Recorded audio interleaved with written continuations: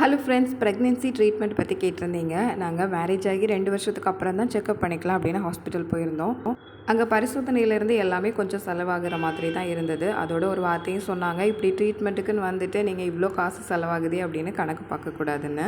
அடுத்தடுத்து என்னென்ன ட்ரீட்மெண்ட் பண்ணணும் அப்படின்னு எழுதி கொடுத்துருந்தாங்க. ஆனால் எல்லாத்துக்கும் பணம் தான் தேவையாக இருந்தது. அதனால எந்த ட்ரீட்மெண்ட்டும் எடுக்காமல் அதை அப்படியே விட்டுட்டோம். அதுக்கப்புறம் ஒரு 2 வருஷம் ஃப்ரீயாக விட்டுட்டு அதுக்கப்புறமா சித்தா, ஆயுர்வேதம் இந்த மாதிரி ட்ரை பண்ணி பார்க்கலாம் அப்படின்னு அதில் டேப்லெட்லாம் வாங்கும். ஆனால் அந்த டேப்லெட்டுமே மாதம் 12,000 வரைக்கும் வந்தது. அது 2 மாதம் வாங்கிட்டு அதையுமே நிறுத்திட்டோம். ஒருவேளை கேட்குற பணத்தை கொடுக்க முடிஞ்சிருந்தது அப்படின்னா ட்ரீட்மெண்ட் எடுத்திருப்போம். ஆனால் எதுவுமே எடுக்கலை. அப்படியே வருஷம் ஓடி 8 வருஷம் ஆயிடுச்சு. கடைசியாக எல்லா பாரத்தையும் கடவுள் பக்கத்துலேயே வச்சுட்டு இனிமேல் இதை பற்றி யோசிக்கவே கூடாது அப்படின்னு நினச்சிட்டு இருந்த நேரத்தில் தான் இந்த குழந்தை கிடச்சிது. மொத்தத்தில் இதுக்கு நம்ம மைண்ட் ரொம்ப ரிலாக்ஸாக இருக்கணும். இதை பற்றி யோசிக்கவே கூடாது. ஆனால் அந்த சுச்சுவேஷனில் இருந்து மைண்டை ரிலாக்ஸாக வைக்கிறது தான் ரொம்ப கஷ்டம்.